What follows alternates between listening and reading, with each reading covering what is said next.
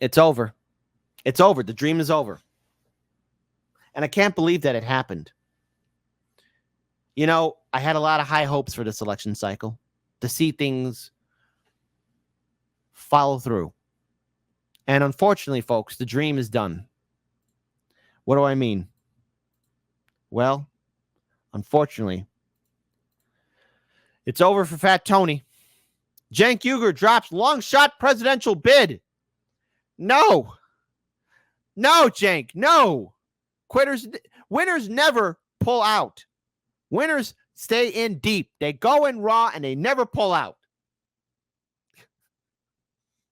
Progressive media personality Cenk Uygur told The Hill on Wednesday that he's ending his long-shot Democratic presidential bid. Oh, my goodness. Come on. Come on.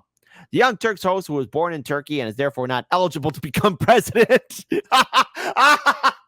Oh, I love The Hill. Become president due to the Constitution's natural-born citizen clause, had attempted to launch a legal battle to gain ballot access across the country. Look, we need a couple miracles, Uygur said in the Young Turks interview later Wednesday. This was an act of desperation to try and change the course of this campaign because Biden, I was positive, was going to lose. Uygur acknowledged that his legal battle found little success. You said you were going to take this all the way to the Supreme Court of these United States, Janky. But he said the stage is set for future naturalized citizens who choose to challenge the presidential requirement. I got caught trying, he said. Uygur attacked Biden from the left during his campaign, warning that Biden could not defeat former President Trump in a 2024 election rematch. Biden is not going to win, Uygur said during his campaign announcement in October. It should not have been me. It should have been somebody else. Oh, don't make yourself into a martyr. But unfortunately, it was not anyone else. There's only 4 months left. We must change course. He has at best a 10% chance of winning. I'm running as proxy. I'm running to win, but I'm also running as a proxy for any other candidate. Uygur, oh my God. The people who are dumb enough to do this, you're stupid. Uygur raised more than $425,000 during his campaign, according to the Federal Election Commission filings. A one-time California congressional candidate, Uygur attained 6.6% of the vote. In a race for the 25th district in 2020, Uygur, a former DNC commentator and author, Marianne Williamson, were the only main candidates challenging Biden in the Democratic primary. Representative Dean Phillips dropped out of the primary earlier Wednesday. Uygur added that he will resume his full-time host duties at the Young Turks, which were limited due to his candidacy. Did anyone give a shit? No. And of course, unfortunately, Dean Phillips. No. You're ending your long-shot Democratic primary challenge to Biden? Jesus. And Marianne Williamson, she pulled out, then went right back in. How much are you willing to bet that she's going to suspend her campaign soon as well? Minnesota Representative Dean Phillips announced Wednesday that he was dropping out of the 2024 Democratic presidential primary and throwing his support behind, oh, you guessed it, Joe Biden. I ran for Congress in 2018 to resist Donald Trump because Trump. I was trapped in Capitol in 2021 because of Donald Trump. Really? You're using that one? January 6th again? I ran for president in 2024 to resist Donald Trump again. Donald Trump doesn't even know who you are. Because Americans were demanding alternatives. Democracy demands options. But it's clear that our alternative is not me. And it's clear that Joe Biden is our candidate and our opportunity to demonstrate what type of country America is and intends to be. A country run by a senile old man who's afraid to take questions because he'll get in trouble.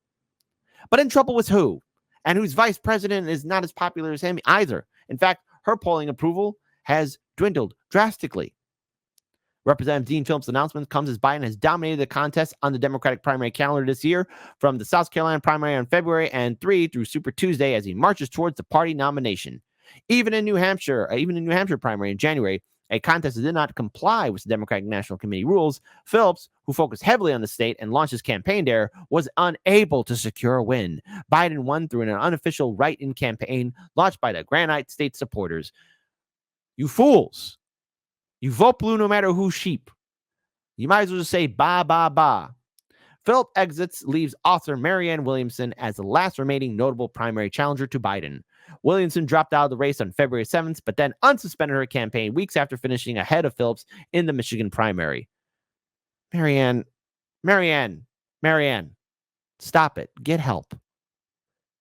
In February, Phillips said his campaign had to lay off staff in an effort to scale back operations. The same month, he canceled a previously planned trip to Michigan, admitting that it had been almost impossible to raise enough money to run his campaign the way he would like to. Oh. Phillips entered the Democratic primary in October, declaring that he was compelled to run over concerns that Biden would lose a general election rematch against former President Donald Trump.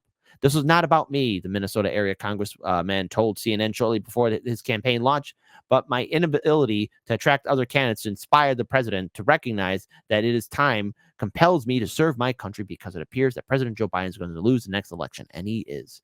He very well is. But hold on, because so many people are stuck in a real different reality.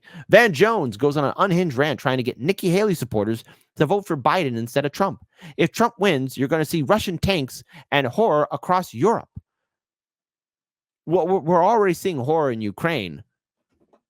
Are you projecting much? Tell us, Van Jones, what's going on?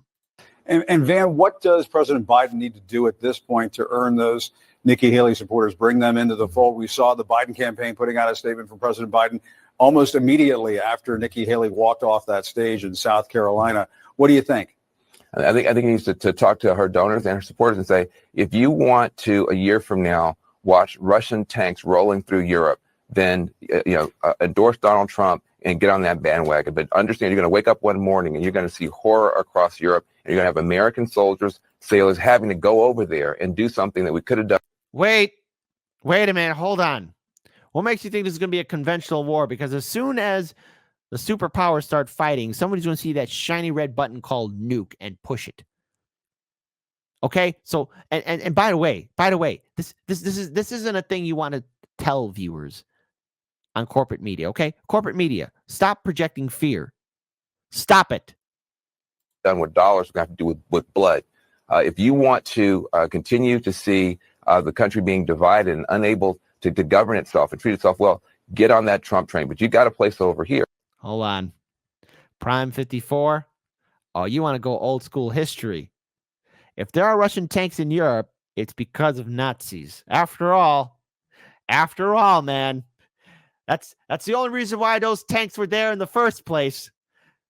Because a guy, first name Adolf, last name Hitler, was effing around and decided to cause some shite.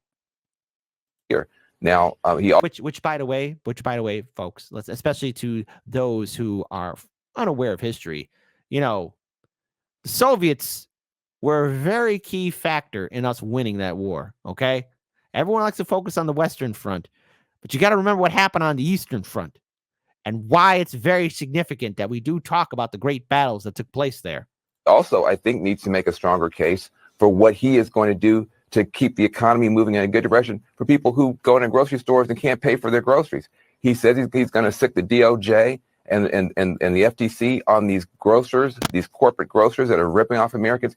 He needs to lean into that for the voters, but for the people like us who care about a democracy around the world. They have a binary choice. We're out of NATO and Russia is running over Europe, or you stand with. Do you have proof for that? These are the same people who kept on projecting that, Donald Trump is going to open the gates of America to Russia, and Donald Trump's going to do this and do that. Third parties will do this, do that. Third parties are Russian assets. This is corporate media. No wonder they're tanking in views. Seriously, Max or HBO. Whatever you call yourself, HBO, why? Why did you attach yourselves to CNN? Why did you bring that dying brand onto your network? Why? Nobody likes CNN. They had CNN Plus, and it went bankrupt in 1 month. $250 million down the drain. Give me $250 million. I'll show you how it's done. Joe Biden. So, yes, the projection is real. Now Joe Biden's the nominee. Now that Joe Biden has secured it. Now that Cenk Uyghur's gone, now that Dean Phillips gone, and let's face it, Marianne Williamson, nobody takes her campaign seriously. She's not a serious person, okay? But I bet Kyle Kalinske and Crystal are kind of happy, all right? So Kyle and Crystal got their little Marianne back. But what does this mean going forward? Because let's be clear here. This means that at this point in time, Biden's the nominee. Is everyone shocked? No, because the Democratic establishment is just that stupid. They're going to run with old dog Biden.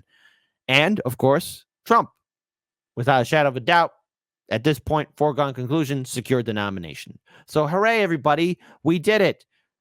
2020, click, copy, paste, repeat. 2024, two old men fighting over a cold bowl of soup. And of course, we here in Chicago will be covering the DNC convention. But I'm very curious to see just what we will be able to do. All right? Because Chicago's top cop says police are getting training to manage protests during the DNC because they don't want no 1968 kind of style happening, okay?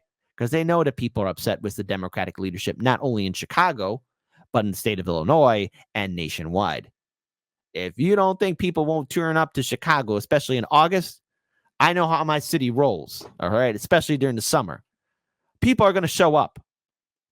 So let's talk about it. Hey, heads up. So my allies in independent media, be it RBN, Due Dissidents, Jimmy Dore, Indie News Network, everybody, and I mean everybody across the political spectrum, because I know everyone's going to come to Chicago to cover what I think will be a very interesting convention. Will it be at 1968 levels? I don't think so. Is there the potential for people to, really make their voices heard? Oh, yeah. Oh, yeah, indeed. Chicago police are undergoing fresh training, cracking skulls on handling large-scale protests and First Amendment rights ahead of anticipated demonstrations during the Democratic National Convention this summer, Superintendent Larry Snelling said Wednesday. Everything we are doing is rooted in constitutional policing. Okay. Snelling told reporters at a news conference previewing security preparations. We want to make sure we maintain peace. We are not going to tolerate the violence. Okay. Thousands of elected officials and activists are expected to come to the nation's third largest city from August 19th to the 22nd. Snelling, Mayor Brandon Johnson, and emergency management officials said they're finalizing plans for traffic and security around both convention sites, which are the United Center and McCormick Place Convention Center. Ooh la la. Snelling said Chicago Police Department has looked back at other large-scale events in the city to see what worked, including during the 2012 NATO summit. Chicago Police generally received high marks for the handling of NATO protests. Oh, my goodness, yes. For the DNC, Snelling said the department would again use police on bicycles and officers in soft or dressed-down uniforms.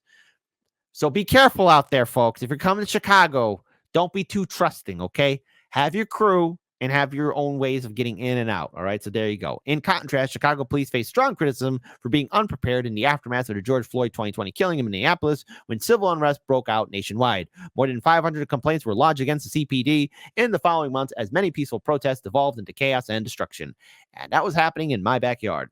Snelling, who became police chief last year, said people conveying on Chicago without warning was a different situation than a convention where protesters are limited to certain areas and required to get permits.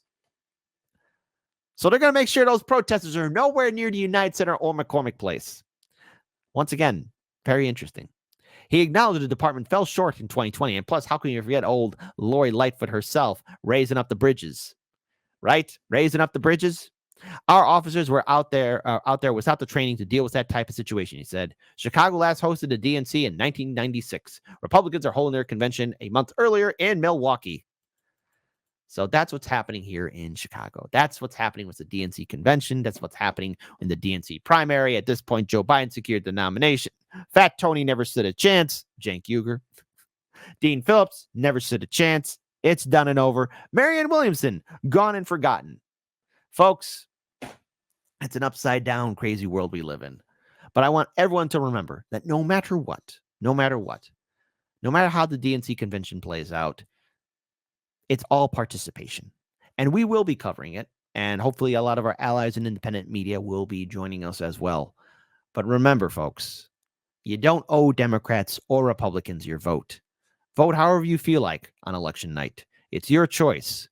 It's just interesting to see how lackluster the Democratic primary was and how incompetent many of these people were, especially against an old man that doesn't know his ass from a hole in the ground. That's pretty sad.